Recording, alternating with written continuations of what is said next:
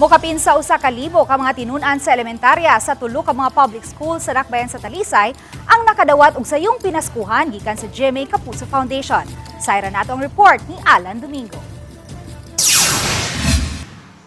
Napuno sa mga tinun-an ang hawanan sa Camp 4 Elementary School sa Talisay City.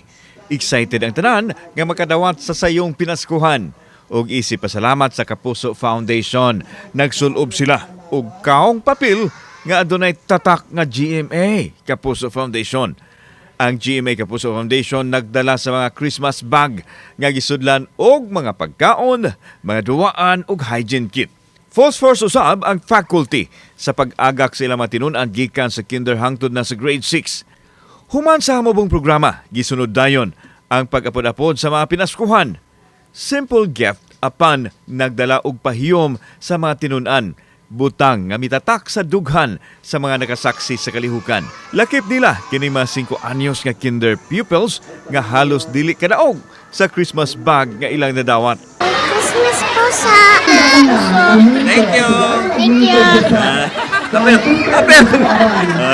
So that's why nakaunan na jud ko nga what's the best beneficiary for the Christmas is also the students as well. Among dakong pasalamat ang tibok mo sa Campo 4, labi na karon nga nagpasingabot ang Kapaskuhan.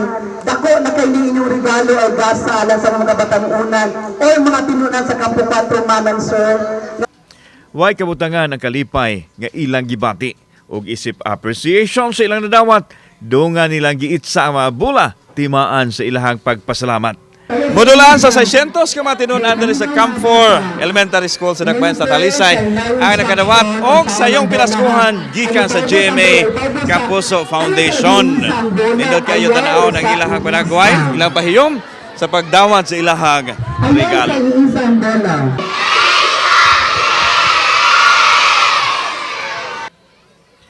Samtang ginahos usab sa GMA KF ang mga silingang eskwelahan sa Manipis di inahatagan ang 283 ka mga tinunan o sa Mangilyamon Elementary School di natagaan usab og 266 ka mga tinunan. Usa sa mga proyekto ang itawag namo og Give a Gift alay sa Batang Pinoy. It's a yearly project sa GMA Kapuso Foundation and you are so lucky. Kauban si Clifford Lumayag, ako si Alan Domingo. Balitang Bisdak.